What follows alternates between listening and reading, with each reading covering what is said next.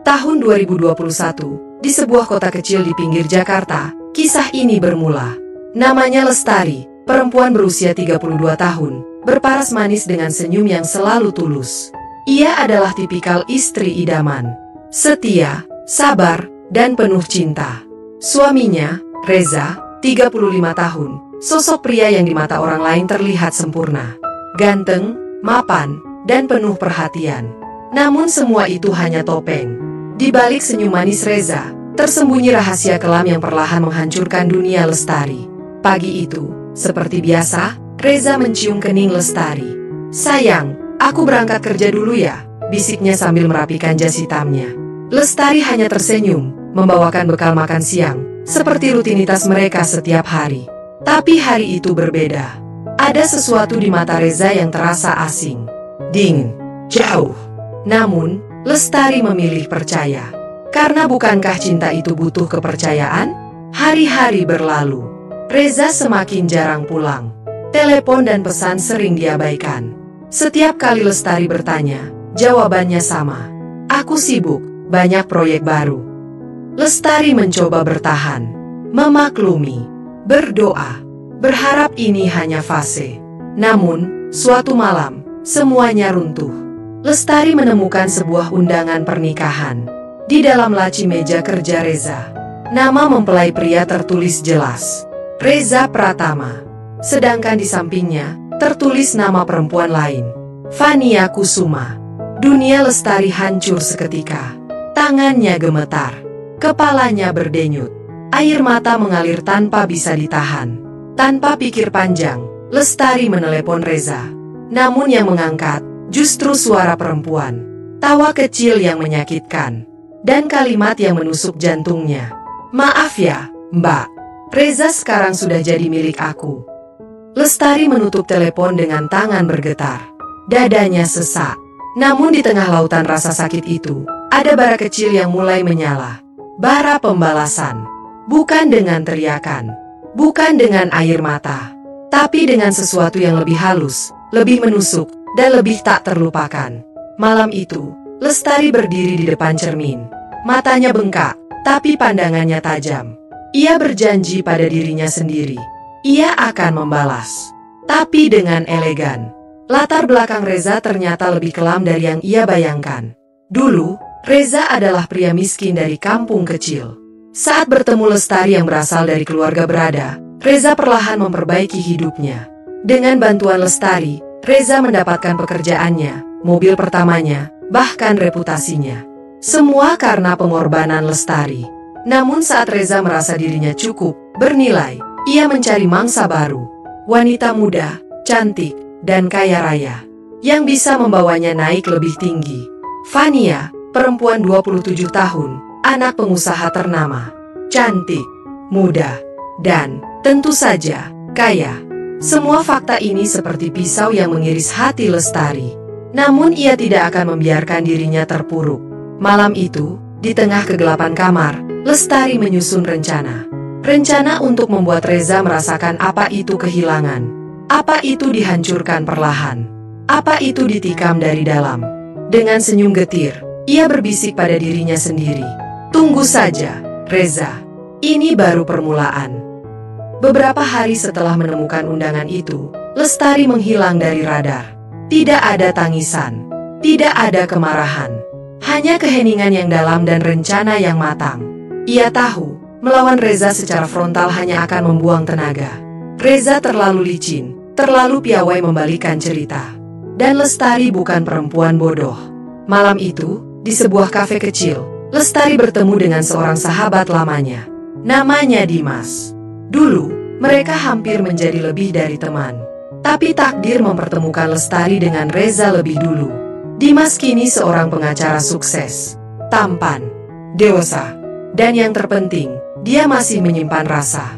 "Kenapa kamu tiba-tiba ngajak ketemuan, Tari?" tanya Dimas, sambil tersenyum hangat. Lestari menatapnya lama. Ada luka di matanya, namun juga semangat baru. "Aku butuh bantuan kamu, Dim," ucapnya pelan. "Aku mau rebut semua yang dia punya, termasuk harga dirinya."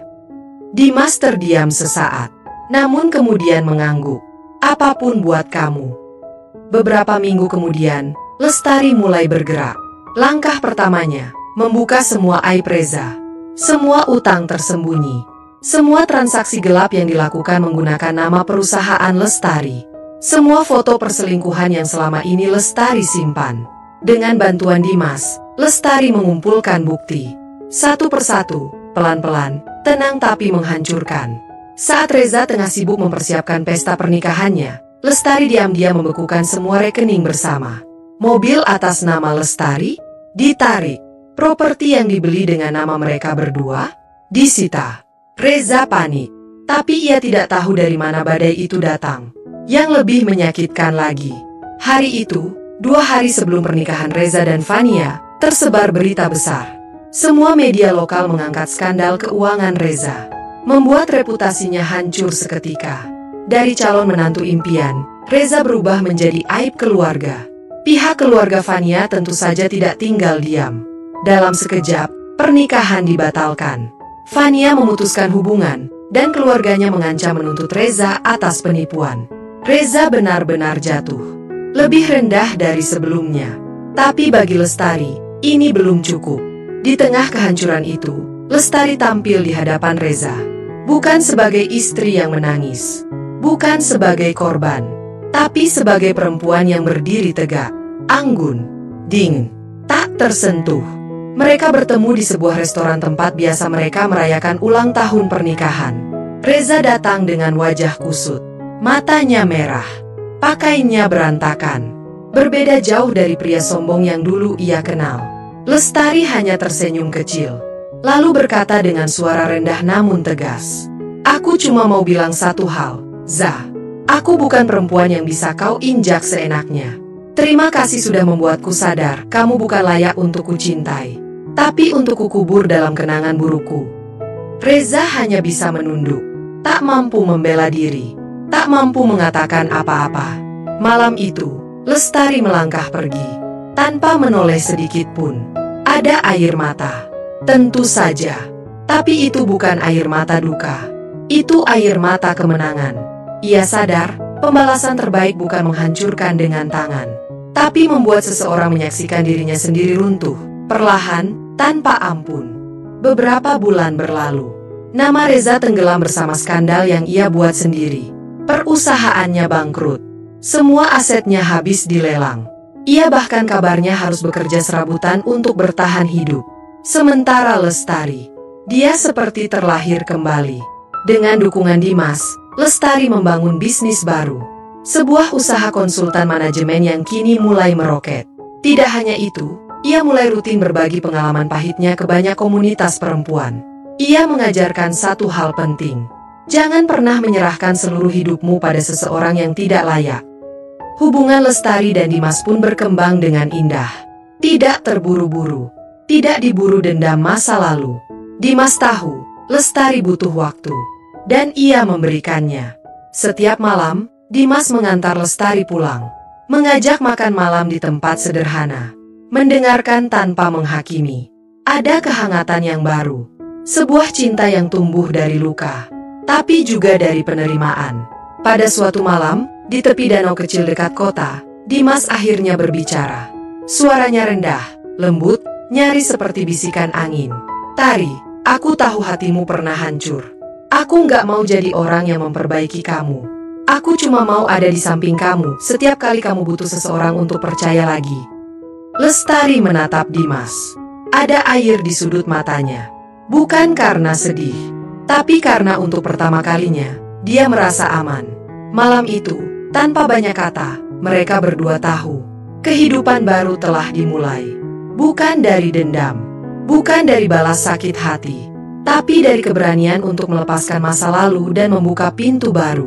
Cerita ini terjadi sekitar tahun 2018, di sebuah kota besar di Indonesia.